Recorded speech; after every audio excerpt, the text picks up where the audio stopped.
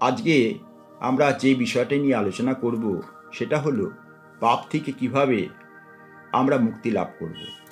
পৃথিবীতে বিভিন্ন জাতি, ধর্ম, বর্ণ, সম্প্রদায় বা গোষ্ঠীর লোক দেখতে পাই।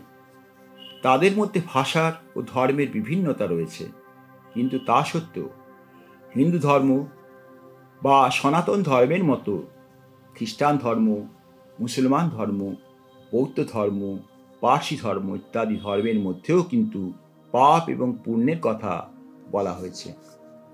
এই পাপ ও পুণ্য নিয়ে আমি একটা আলাদা ভিডিও আপনাদের উপহার দিয়েছি, তাই পাপ পুণ্যের বিশদ আলোচনায় আমরা যাব না। কেবল আমাদের সনাতন হিন্দু ধর্ম নিয়েই আলোচনাকে সীমিত রাখব। মোটামুটিভাবে বলা হয়, ধর্মের নীতির বিরুদ্ধে যে কাজ, অন্যায্য কাজকর্ম, তাকে পাপ বলে মনে করা হয়। অনেকে যারা ধার্মিক, তারা যে দেবদেবীর পূজা করেন, উপাসনা করেন, সেটাকেই যদি ধর্ম ভেবে থাকেন তবে ভুল করবেন। ধর্ম বলে আমরা কি করে সঠিক পথে চলব, এটাই ধর্ম। যখন আমরা ধর্ম নির্দেশিত পথে না চলে আমাদের মন গড়া পথে চলি, সেটাই হচ্ছে অধর্ম বা পাপ। আর আমাদের অধর্মের পথই আমাদের পাপকে বৃদ্ধি করতে সাহায্য করে আর প্রশস্ত করে আমাদের বিনাশের পথ। আমাদের হিন্দু ধর্মে পাপের অনেক রকম ক্লাসিফিকেশন করা হয়েছে, যেমন বাচিক পাপ, কায়িক পাপ ইত্যাদি ইত্যাদি। আমরা অনেকেই জ্ঞাতে বা অজ্ঞাতে অনেক পাপ করে থাকি। দেখুন, আমরা সাপ বা নাগ দেবতাকে পূজা করে থাকি, কিন্তু যদি দেখেন একটা সাপ আপনার ঘরে ঢুকে পড়েছে, আপনি জানেন যে জীব হত্যা একটা পাপ, কিন্তু আপনি ওই সময় নিজের এবং অন্যদের জীবন বাঁচাবার তাগিদে এবং ভয়ে সাপটাকে মেরে ফেলবেন। আমরা অহরহ মশা, মাছি, আরশোলাকে মেরে ফেলি এবং ভয়ে এবং রোগের হাত থেকে বাঁচার জন্য।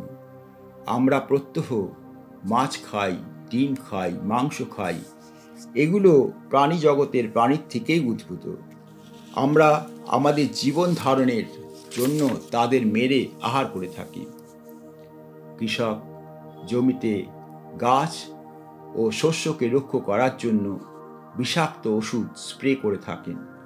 এতে কত কীট পতঙ্গ মারা যায়, এটাও একটা পাপ, অর্থাৎ জীবহত্যা।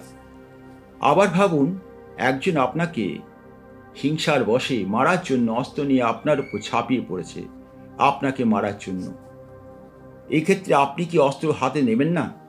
অবশ্যই নেবেন, নিজের জীবন বাঁচাবার জন্য। এটা আপনার নৈতিক দায়িত্ব। আপনি জানেন হিংসা করা পাপ, কিন্তু না, এক্ষেত্রে এটাকে আপনার পাপ বলে ধরা হবে না। গীতায় ভগবান শ্রীকৃষ্ণ বলেছেন, অধর্মীর বিরুদ্ধে দরকারে অস্ত্র তুলে নিতে হবে, সে আপনাকে যতই নিকট ব্যক্তি হোক না কেন। আমাদের মহাভারত তার দৃষ্টান্ত উদাহরণ, যেখানে অর্জুনকে ভগবান শ্রীকৃষ্ণ বলেছিলেন, যারা তোমাকে এই যুদ্ধের সামনে এনে দাঁড় করিয়েছে তারা অধর্মী, হিংসুক, লোভী, তারা অধর্মের বাহক। তাদের বিরুদ্ধে অস্ত্র ধরে তাদের বিনাশ করে ধর্মকে অধর্মের হাত থেকে বাঁচাতে হবে তোমাকে। এটা তোমার কর্তব্য, এতে পাপ হবে না। কলিযুগকে পুরাণে বলা হয়েছে, এই যুগে অধর্ম সর্বত্র বিরাজ করবে। তাই এখন আমাদের সবাইকে জাগ্রত থাকতে হবে কিভাবে নিজেকে পাপের হাত থেকে মুক্ত রাখতে পারবে। যে মুহূর্তে আপনি নিজেকে পাপ মুক্ত করার চেষ্টা করবেন, আপনার জীবনের সূর্যোদয় হয়েছে মনে করবেন। তাই শত দুঃখের মধ্যে থেকেও নিজের ভেতরের পজিটিভ চিন্তাকে বাড়াতে হবে। আপনি যদি কখনো কোনো ভুল করে থাকেন, তার জন্য যদি কেউ আপনাকে অপমান করে, কিছু খারাপ কথা বলে, তবে কখনো কাঁদবেন না। হয়তো অনেক সময় আমরা কেঁদে ফেলি। জানবেন, আপনার মনস্তাপ, আপনার চোখের জল আপনাকে শুদ্ধ করে তুলছে। আপনার মনের দুঃখ চেতনা সৃষ্টি হচ্ছে, এটা আপনার কৃতকর্মের ফল। প্রত্যেককেই তার কৃতকর্মের ফল ভোগ করতে হবে। স্বয়ং শ্রীকৃষ্ণ এর হাত থেকে মুক্তি পাননি। আপনার কান্নার মধ্যে দিয়েই ঘটবে আপনার শুদ্ধিকরণ। শ্রী শ্রী গীতায় ভগবান শ্রীকৃষ্ণ বলেছেন যে তিনি যুগে যুগে ত্রাতা হিসাবে আবির্ভূত হবেন যখন যখনই পৃথিবী পাপে পরিপূর্ণ হয়ে উঠবে। নিজের মধ্যে জেদ তৈরি করুন আর ভাবুন যে আপনি আর ভুল কাজ করবেন না, সৎ পথে চলবেন, সৎভাবে জীবনযাপন করবেন, কোনো অসৎ কাজে আর নিজেকে যুক্ত করবেন না। আর যদি কোনো ভুল করেও ফেলেন তবে সেটাকে সংশোধন করার চেষ্টা করুন, বিনীত হওয়ার চেষ্টা করুন, অহংকারকে বর্জন করুন। প্রত্যহ এভাবে যদি নিজেকে গতি দিতে পারেন দেখবেন এর সুফল আপনি পাবেনই পাবেন। চেষ্টা করুন লোকের সেবা করার, এটা একটা মহৎ কাজ, এতে ভগবান প্রসন্ন হন। চেষ্টা করবেন যত অসুবিধে দুঃখ কষ্টের মধ্যেই থাকুন না কেন গরিব লোককে অন্নদান করতে, পশুকে খাদ্যদান করতে। গরিব লোককে অর্থ সাহায্য বা দান করার চেষ্টা করবেন। যারা দরিদ্র রোগে ভুগছে তাদের ওষুধ কিনে দিন। শীতের দিনে ঠান্ডায় যারা কষ্ট পাচ্ছেন তাদের যদি নতুন জামা কাপড় নাও দিতে পারেন তবে আপনার বা পরিবারের লোকজনদের ব্যবহার করা কাপড়, জামা, চাদর, ধুতি দান করে চেষ্টা করুন তাদের বাঁচাতে। এতে সেই লোকগুলি শীতের হাত থেকে বাঁচতে পারবে।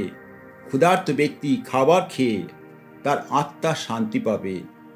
যদি দেখেন কোনো অন্ধ ব্যক্তি রাস্তা পার হতে পারছেন না, তাকে ঘৃণা না করে তার হাত ধরে তাকে রাস্তা পার করে দিন। এদের অন্তরাত্মার আশীর্বাদ আপনি পাবেনই পাবেন। দেখবেন আপনার দুঃখের দিন, কষ্টের দিন ভগবানের আশীর্বাদে আপনার কর্মফলে দূর হয়ে গেছে।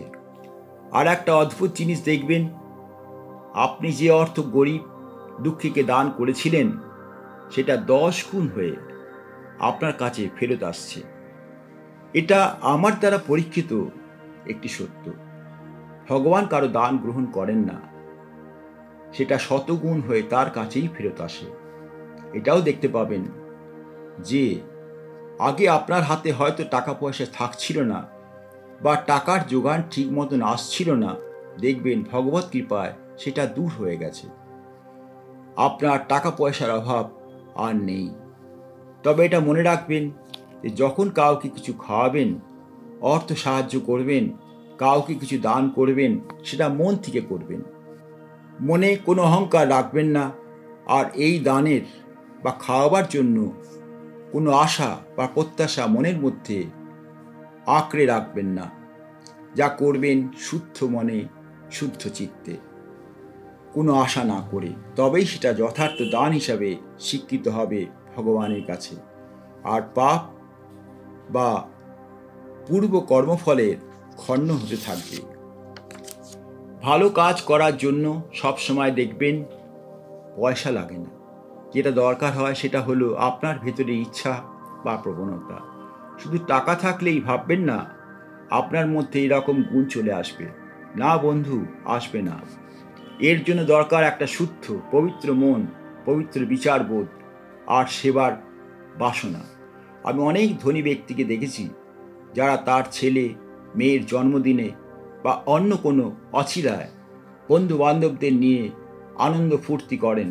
বড় বড় হল, ব্যাঙ্কোয়েট ভাড়া করে প্রচুর সাজসজ্জায় সজ্জিত করে লক্ষ লক্ষ টাকা একই দিনে নষ্ট করে দেন। অনেককে দেখেছি টাকার নোট ওড়াতে। এটাও তাদের একটা প্রমোদের ধরন। আমার তাদের কাছে বিনীত অনুরোধ, বাহ্যিক আচার আচরণ যত কমে সম্ভব করার চেষ্টা করুন। আর আপনার উদ্বৃত্ত অর্থ কোনো বৃদ্ধাশ্রমে, অনাথ আশ্রমে দুস্থ ব্যক্তিদের আর্থিক অন্নদান করে গরিব রোগীদের ওষুধ জুগিয়ে সাহায্য করুন। আপনার টাকার সৎ ব্যবহার হবে, সমাজের ও দেশের কল্যাণ হবে। দুঃখী লোককে অবহেলা না করে তার দুঃখের কথা মন দিয়ে শুনুন। এতে একটা মনোকষ্ট পাওয়া ব্যক্তির মন অনেকটা হালকা হয়ে যাবে, তার মধ্যে নেগেটিভ ভাব কাটবে, পজিটিভ স্ট্রেংথ তার মনের মধ্যে তৈরি হবে। পারলে তাকে আপনার যদি কোনো সৎ পরামর্শ থাকে সেটা দিয়ে তাকে বিপদমুক্ত করার চেষ্টা করুন। এতে ভগবান আপনার উপর খুশি হবেন, কেননা ভগবানের বাস হচ্ছে নরনারায়ণের মধ্যে। পরম সাধক শ্রী শ্রী রামকৃষ্ণ পরমহংসদেব আমাদের পাপ থেকে মুক্তির সন্ধান দিয়েছেন। তিনি বলেছেন, যদি তোমার থেকে কোনো পাপ কাজ হয়ে গিয়ে থাকে এবং তার জন্য যদি তুমি অনুতপ্ত হও, তবে তুমি তোমার জ্ঞাতে বা অজ্ঞাতে যে পাপ করেছ, সদা দয়াময় ভগবানের কাছে নিজেকে সম্পূর্ণভাবে সমর্পণ করে তাকে বলো, হে দয়াময় ঈশ্বর, আমি যে পাপ কাজ করেছি তুমি তোমার ক্ষমা দিয়ে আমাকে আমার সর্বপাপ থেকে মুক্তি দাও। কেননা একমাত্র ঈশ্বরই পারেন তোমাকে সর্বপাপ থেকে মুক্ত করতে। তিনি বলেছেন, যদি তুমি অন্তরের পূর্ণ শ্রদ্ধা ভক্তি নিয়ে ঈশ্বরের নাম গান করো এবং তোমাকে সম্পূর্ণভাবে সমর্পণ করতে পারো, তিনি পরম দয়াময় তোমাকে তোমার কৃত সমস্ত পাপের হাত থেকে তোমাকে মুক্ত করে দেবেন। তাই তিনি সর্বদা এই কথা আমাদের বলেন, কখনো নিজেকে পাপী ভেবো না, আর মুখেও নিজেকে পাপী কখনো বলবে না। আজ এই পর্যন্তই। নমস্কার।